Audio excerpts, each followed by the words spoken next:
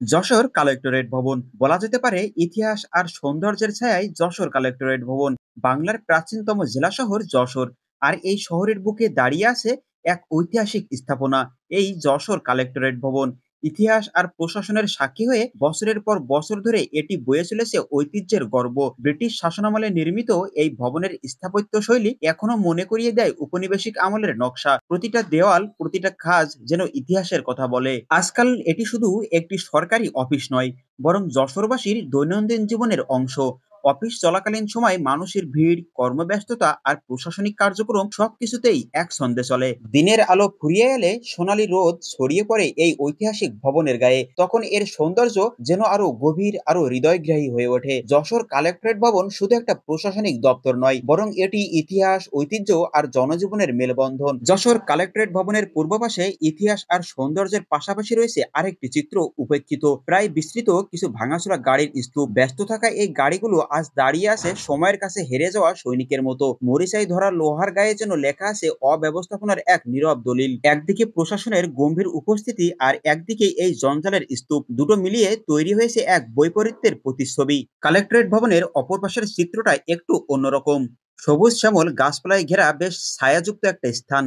আর ঠিক ভবনের এখানকার এই ফাঁকা জায়গাটিতে প্রতিদিন বিকালে বিভিন্ন ধরনের কার্যক্রম অনুষ্ঠিত হয়ে থাকে।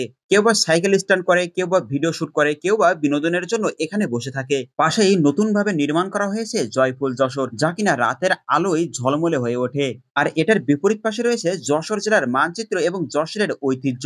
যশোর কালেক্টরেট ভবনের ঠিক পেছনে এক কোণে যেন নীরবে বসে আছে একটা জলাশয়, কালেক্টরেট পুকুর। শহরের কেন্দ্রবিন্দুতে থেকেও এখানে যেন সময় একটু ধীরে চলে। এই পুকুর শুধু পানি নয়, এটি সময়ের এক তরল আয়না। দিনের আলোয় ঝলমল করে ওঠে অতীতের প্রতিচ্ছবি। দূরে প্রশাসনের গাম্ভীর্য আর ব্যস্ততা, আর এখানে পুকুর পাড়ে এক টুকরো নীরবতা। যশোর কালেক্টরেট পুকুরে আছে এক নতুন প্রাণ, রঙিন মাছের দোলাচল। পানির নিচে তাদের নীরব খেলা যেন ছড়িয়ে দেয় শান্তি আর আনন্দের এক রংধনু।